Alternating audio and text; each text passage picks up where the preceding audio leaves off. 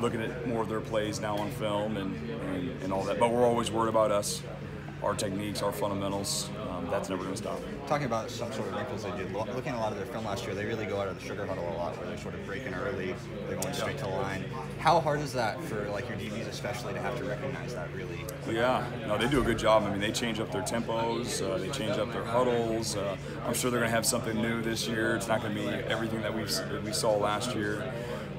They do a good job of really keeping you on your heels, and our offense does the same thing, so we get a little bit of that look just going against ourselves. But it's going to be a challenge. You have a guy like Byron Murphy who he's really getting a lot of the preseason hype sort of out there. He's a guy that's redshirted his first year. He was injured for part of last year.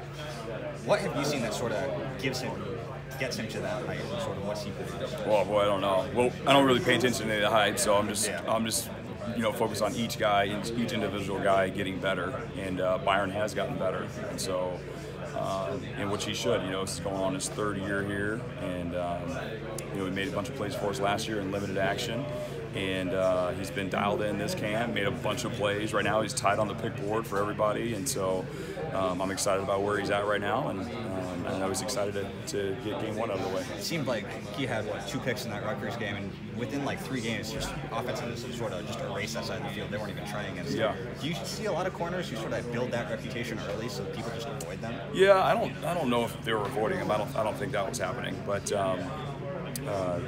plays were going his way. He had it covered, and maybe they didn't want to go there, and they're going through their progression and they check the ball down. So I don't think we're at that point yet where quarterbacks are just not going to one side. We're not there yet at all. So all of our corners better get ready to defend the ball every single play.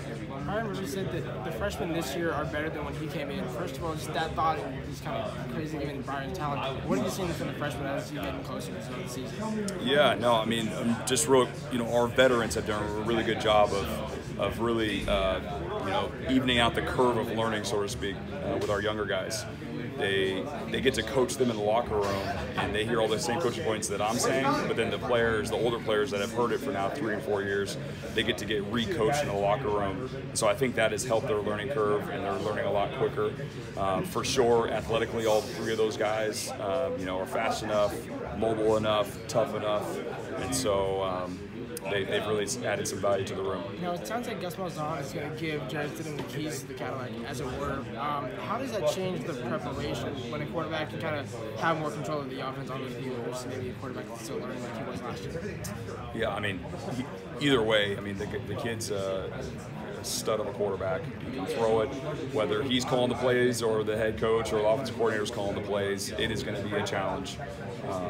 But definitely, a guy that's played a lot of football like that, with him being able to operate at the line of scrimmage, we'll be ready for that.